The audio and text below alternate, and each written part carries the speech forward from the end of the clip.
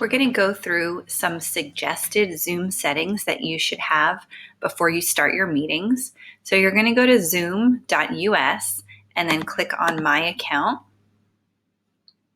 And then along the left side here, you should see Settings.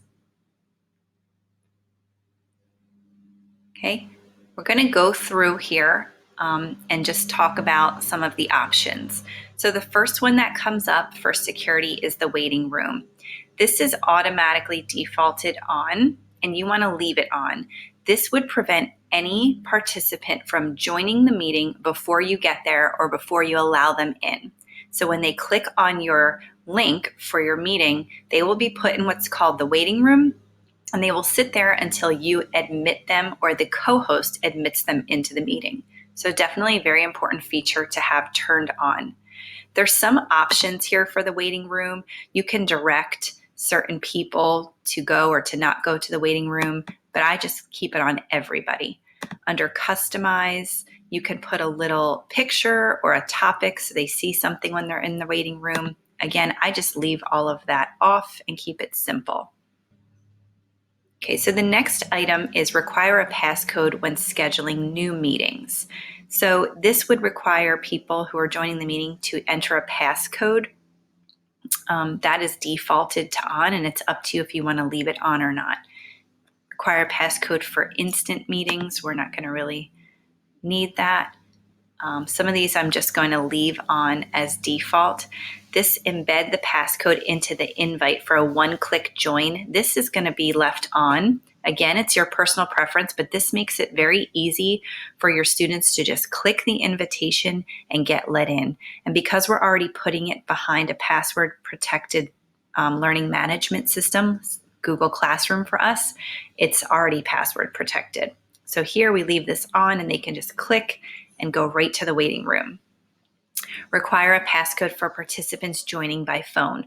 You may have this happen as a student's device may lose power or their Wi-Fi might go out. So if when they call in and that number is in the invite, you could turn this on and require that they have a passcode. That's up to you.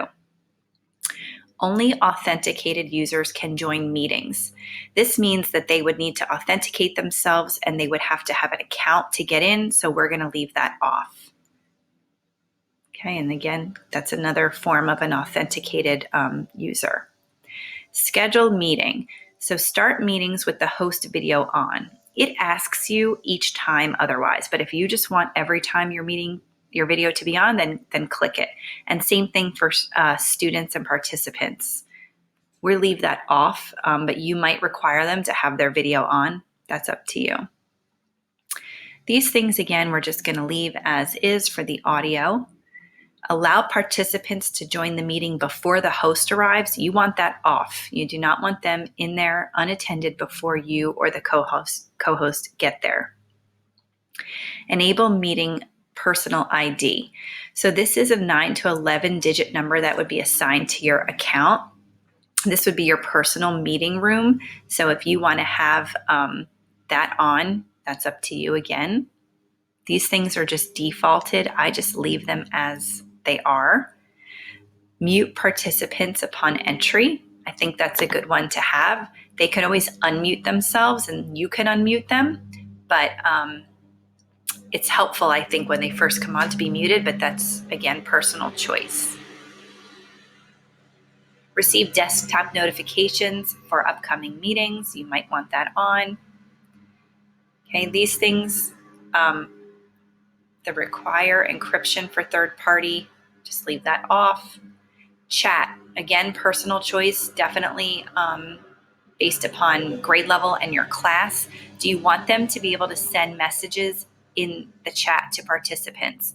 This one keeps it public, or public to the group, I should say. But do you want them to be able to save the chat, yes or no? So that would need to be checked off if you do not want them to. Private chat. This allows participants or students to message each other one-on-one privately. You, the host, would not see what they're messaging. So especially for our purposes in education, I would turn that off, but you may have an educational reason to leave it on. It's up to your discretion. auto save the chat, okay? You can manually save it each time, or you can have it auto save, and that would need to be toggled on. A sound when someone leaves or joins, that can definitely be helpful. Every time we change, you'll see it saying settings updated. Do you want the sound to play for everyone or just the host and the co-host? Something you need to decide. If someone joins by phone, you can ask to record their voice to use as a notification. I wouldn't recommend that either. File transfer.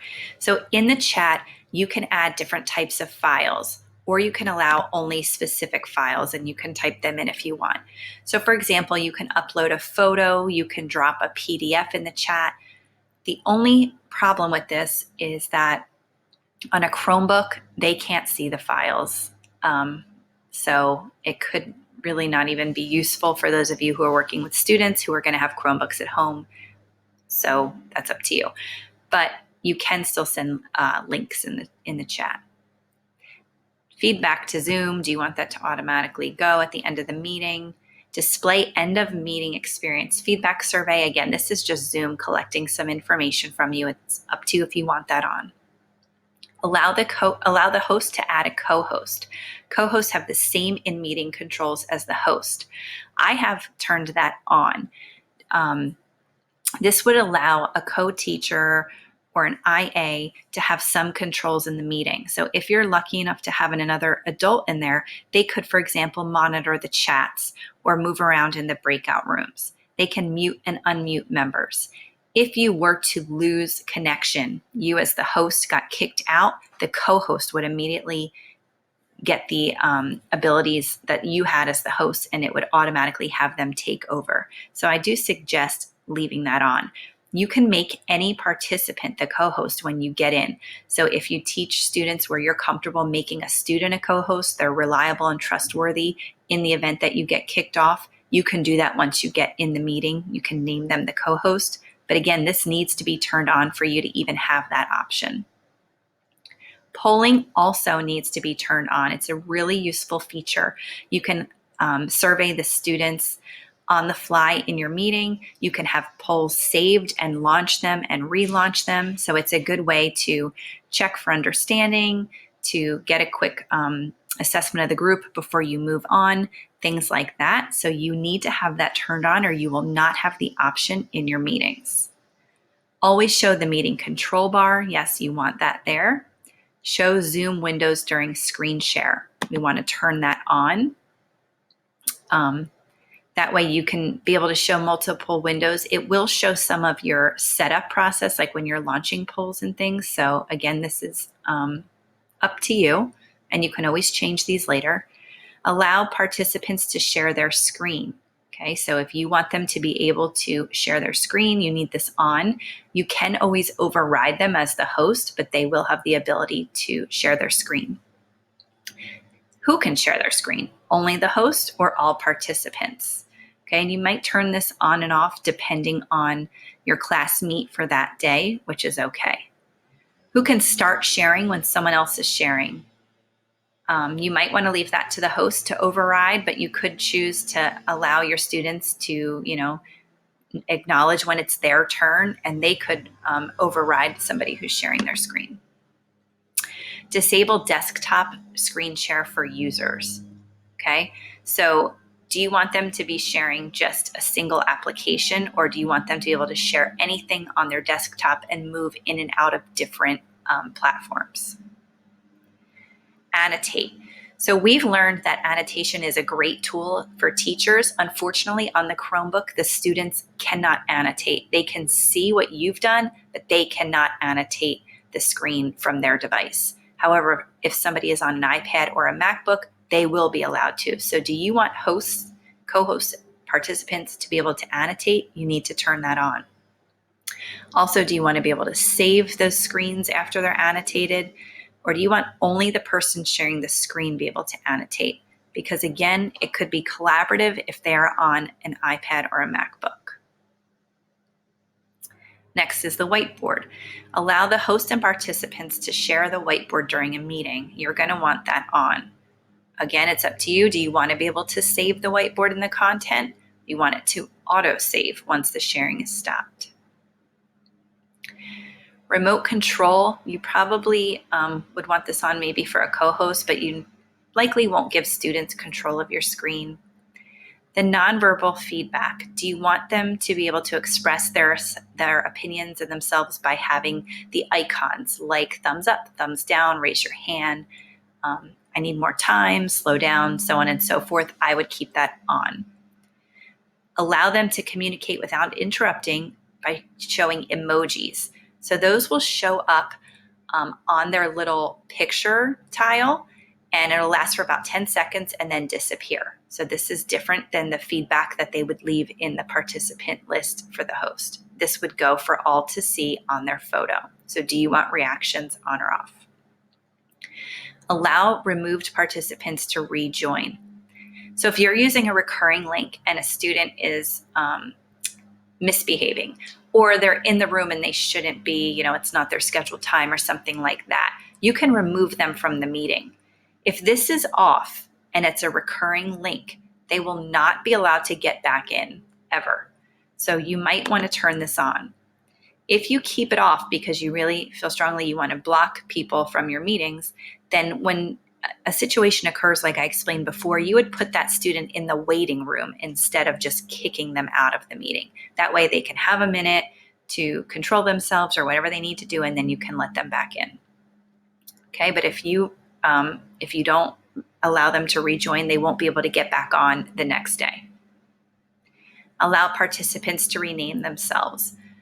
Again, could be helpful. Some kids have nicknames. If you're the teacher, you might register as Jamie Cook, but you might want it to say Mrs. Cook. So can they rename themselves? Another way that this could be helpful is if you're making breakout rooms, they could rename themselves to tell you in front or behind their name which breakout room they want to go in. So if you're giving them options to choose from, do you want to be in breakout room 1, 2, or 3? This is a quick visual way for you to see their choice. So that would need to be left on.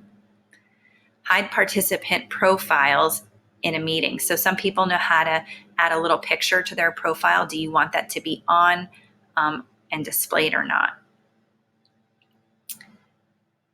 Okay, so this is in advanced settings of a meeting.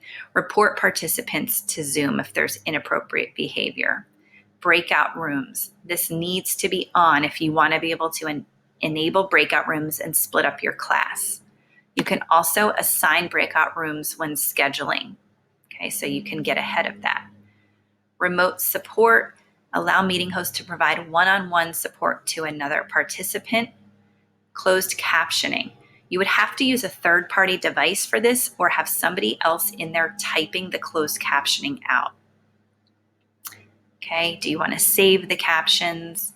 Do you want to allow someone else to take control of your camera? Okay, virtual background. So here are the virtual backgrounds that are built in and available. If you go to manage, you can upload some other ones here as well.